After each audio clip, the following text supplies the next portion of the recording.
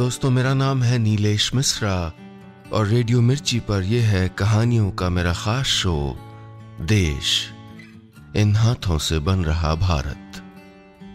दोस्तों, मैं आपको सुनाने जा रहा हूं अपनी मंडली की सदस्य हर्षलता पंत की लिखी कहानी सफेद पहाड़। कोहरे से लिपटी सुबह में खिड़की से बाहर झांकती रानी को घर से दूर ढलान वाले खेत में अपनी माँ की झुकी हुई पीठ नजर आ रही थी। पिछली रात करवटों में ही काटी थी माँ ने और फिर रानी से लहसुन वाला तेल गरम करके मालिश करवाई थी। क्यों करती है इतना काम इजा? रानी ने जब माँ से रात में पूछा तो माँ ने जवाब में हमेशा की तरह टाल मटोल कर दिया। कोई बात नहीं, अभी थोड़े साल में तू ले जाएगी ना मुझे और तेरे पापा को शहर, फिर सब काम छोड़ दूंगी। माँ के सोने के बाद रानी देर तक जागती रही थी। उसके लिए ये बर्फ के सफेद पहाड़ देखना दिन की शुरुआत करने का नियम था। दूर तक सर उठाए खड़े हुए ये पहाड़ उसे जिंदगी के हर मौसम में डटे रहने का हौसला देते थे। उत्तराखंड के अल्मोड़ा के दन्या गांव में कुछ ही परिवार बचे थे। गांव के पढ़े लिखे जवान बड़े शहरों के होकर रह गए थे। गांव की रौनक को शहरों की चकाचौंध ने लील लिया था। माँ गाय के लिए घास का एक गट्ठर सर पर ढोते हुए खेत से लौट आई थी। रानी ने फटाफट माँ की मदद के लिए हाथ बढ़ाया तो माँ बोली, बिटिया अब तुम मेरी फिक्र मत करना, 2-3 दिन में निकल जाना। बहुत ही मुश्किल से मिलने वाली हुई ना नौकरी शहर में। रानी को दिल्ली के एक कॉल सेंटर में नौकरी मिल गई थी। 15,000 की तनख्वाह के लिए रानी के घर वाले उसे हर हाल में दिल्ली भेजने पर उतारू थे, जबकि रानी का मन अपने गांव से बाहर जाने का नहीं था। यहां रहेगी तो यही गाय यही गोबर, शहर में खूब तरक्की करना और हमको भी बुलाना। हाँ, उसके पिता कहते। रानी पहले किसी बड़े शहर में रही नहीं थी, लेकिन घर से कुछ दूरी पर दिल्ली की तारा दीदी के बन रहे नए घर को देखकर उसके मन में एक सवाल बार बार आता था। अगर सब कुछ बड़े शहर में ही है तो तारा दीदी यहाँ क्यों रहना चाहती है? हालांकि उसके पास कोई रास्ता नहीं था। घर का गुजारा पिता की छोटी सी चाय की दुकान से कब तक होता। लिहाजा बहुत कश्मकश के बाद रानी का दिल्ली के लिए निकलना तय हो गया। रानी ने भी पैकिंग में तल्लीन मां की ओर बढ़ते हुए कहा, लहसुन का तेल शीशी में भर दिया है, हाँ? रात को थोड़ी मालिश जरूर करना। और फिर तारादी से मिलने उनके घर चली गई। अब आप हमेशा यहीं रहोगी, दिल्ली नहीं जाओगी? उसने गर्म चाय पीते हुए तारादी से पूछा तो वो मुस्कुराते हुए बोली, और मैं भी यही सोच रही हूं कि ऐसी सुंदर जगह से दूर तुम क्या हमेशा के लिए दिल्ली चली जाओगी? फिर कुछ देर चुपचाप आंखें मूंदे बैठी रहीं। बोली, मैं तो कहती हूं तू कुछ ऐसा सीख डालना ताकि वापसी की राह तो बने। जब भी समय मिले एक बार मेरे बताए उस सरकारी ट्रेनिंग सेंटर में जाना जरूर, ठीक है? अगले दिन सुबह की बस से रानी अपने पापा के साथ दिल्ली जाने वाली बस में बैठ चुकी थी।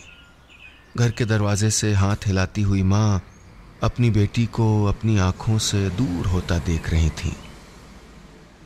वक्त गुजरता गया और लगभग 10 महीने की नौकरी के बाद ही रानी समझ गई कि ये जिंदगी उतनी खुशगवार नहीं जितनी दूर से लगती थी। महीने के 12,500 ही हाथ आते थे, जिसमें कमरे का किराया, खाना और आने जाने का खर्च जोड़ने के बाद 2-2.5 हजार बच पाना भी एक मशक्कत होती थी। हाँ, यहाँ सब ठीक है अम्मा, घबराना मत। फोन पर तो वो यही कहती थी माँ से, लेकिन शहर की जिंदगी में रानी को उन बर्फीले पहाड़ों का ठहराव और तारादी की बातें याद आती थीं। साल भर ही गुजरा था कि एक दोपहर रानी घर वापस आ गई। उसने कह दिया कि अब वो अपना गांव, अपनी जड़ें छोड़कर कहीं नहीं जाएगी। घर में मायूसी फैल गई। अम्मा नाराज थी। रात को उसने तेल मालिश के लिए पूछा तो वो चुपचाप दूसरी तरफ मुंह करके सो गई। लेकिन सुबह जब मां की आंख खुली तो रानी बगल में नहीं थी। कहां चली गई ये लड़की? कहते हुए वो उठी तो खिड़की से बाहर नजर पड़ी। रानी गाय के दूध से भरी बाल्टी लिए दरवाजे पर थी। तू गोठ में गई थी, क्यों? रानी मुस्कुराकर बोली, अम्मा जो कुछ सीखा है वो आजमा के देखने का वक्त आ गया है ना। क्या मतलब?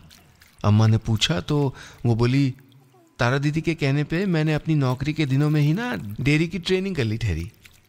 जब माँ ने पूछा कि ट्रेनिंग किसने दी तो रानी ने बताया कि उसने सरकार की स्किल इंडिया की प्रधानमंत्री कौशल विकास योजना के तहत डेयरी फार्मिंग की ट्रेनिंग ली है।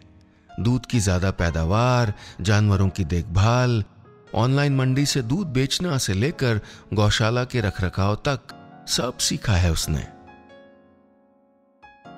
माँ बेटी की बातें सुनकर रानी के पिता भी आंखें मलते हुए कमरे में दाखिल हुए और रानी के सर पर हाथ फेरते हुए बोले, सही तो कह रही है रानी, लोग शहरी जिंदगी छोड़ के गांवों की तरफ आ रहे हैं तो हम अपनी जमीन क्यों छोड़े। माँ को ये बात जरा देर से समझ आई, लेकिन आ गई तब जब कुछ दिनों में ही रानी की सूझबूझ और स्किल इंडिया की ट्रेनिंग की बदौलत उसी पुराने कारोबार में शहर वाली नौकरी से ज्यादा नफा होने लगा। रानी भी खुश थी और ईजा और बाबू भी। न रानी ने अपनी जड़ें छोड़ी न जमीन। वो घर की खिड़की से दिखने वाले उन्हीं सफेद पहाड़ों की तरह जिंदगी की जमीन पर पैर जमाकर खड़ी थी जो उसे हर मुश्किल में डट कर खड़ा रहना सिखाते थे। बस इतनी सी थी ये कहानी। दोस्तों, उम्मीद है आपको ये कहानी पसंद आई होगी और आप जहां भी रहते हैं स्किल इंडिया की बदौलत अपनी या अपने परिवार, अपने गांव, अपने मोहल्ले के लोगों की जिंदगी बेहतर करने के बारे में सोचेंगे। अगर आपको मुझसे जुड़ना हो या कोई रोचक बात बतानी हो तो मुझसे सीधा संपर्क करें।